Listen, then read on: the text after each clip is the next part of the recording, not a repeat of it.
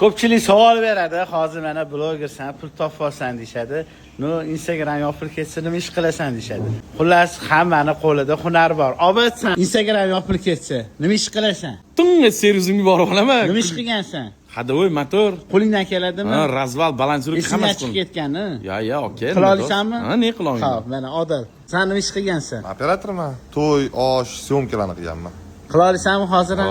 Qachon bir chiqa olasan? Bo'y payet. Ha, mana. Shokibay. Nima qilgansan? Men ko'p ish qilganman, oka. Ofitsiant bo'lib ishlaganman, zavzal bo'lganman, oka. Hozir ofitsiant bo'lishdan uyalmaysanmi? Yo'q. Ishla olasanmi? Smelo, oka. Siz kim bo'lgansiz? Men Taris. O'rningiz qanaqa bo'lgan? Yaxshi bo'lgan. Yaxshimi? Ishla olasizmi shu sohada? Конечно. Aytaymi? Bu servisimizda 4 ta zo'r motorist bo'lsa, o'shaning bittasi bu bo'lgan, oka. Men ko'p sohada ishlaganman, lekin somsachilikda juda ko'p ishlaganman. Ha. Siz somsachilik qila olasiz bemalol. Qila olaman. U bloger bo'lib boshqa qildi degani, u qo'lidan bitta ish kelmaydi degani emas. Shu qilgan ishlarimizni odamlarga mana biz boshqa ish ham qila olamiz deb ko'rsatib qo'yamiz. Hamma yo'qmasam, bir kundan o'zini ishlaydi. Men operatorlik qilaman. Hadovoy, somsa, motor.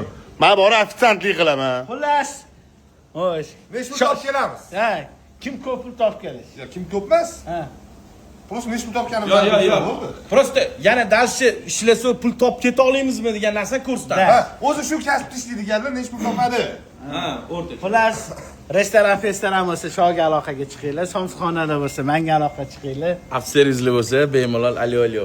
Ha. Operator kerak bo'lsa, yaqinda Lag'mon filmi olingan, Fonni operatorning shu kishim qilganlar.